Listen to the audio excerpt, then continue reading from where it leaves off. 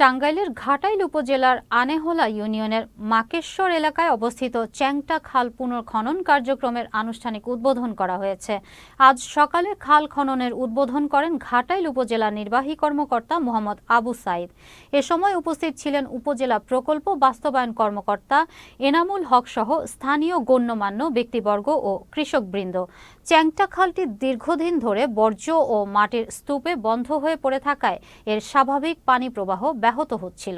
এটা বড় একটা নদী ছিল, বুঝছেন? এখান থেকে আপনি নিয়ে অনেক দূর পর্যন্ত আমরা সাঁতার কেটে পার হওয়ার সাহস করে নাই। এই খালটা আপনি এই ফেলে জমিন ভট করে এখন আমাদের এই চড়ার মধ্যে পানির টেনে কিচ্ছু করতে পারে না।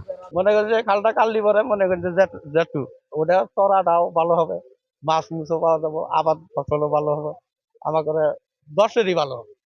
এই চ্যাংটা খাল অনেকদিন যাবত মনে করেন যে মরার অবস্থা ছিল। এই চ্যাংটা খালকে আমরা এই অত্র এলাকার জনগণ এইদিকে পানি নিষ্কাশনের জন্য এই খালটাকে অনেক দিন যাবত ধরে এরকম কাটার জন্য পরিকল্পনা করতেছিল, কিন্তু আল্লাহ তাআলার ইচ্ছায় বলে এখন এটা বাস্তবায়ন হচ্ছে। এই জন্য আমরা এলাকাবাসীর পক্ষ থেকে সবাই খুশি। বাংলাদেশ ভৌগোলিকভাবে একটা বদ্বীপ, এই বদ্বীপে কিন্তু অসংখ্য নদ নদী খাল বিল নিয়ে কিন্তু আমাদের এই বাংলাদেশের ভূখণ্ড গঠিত।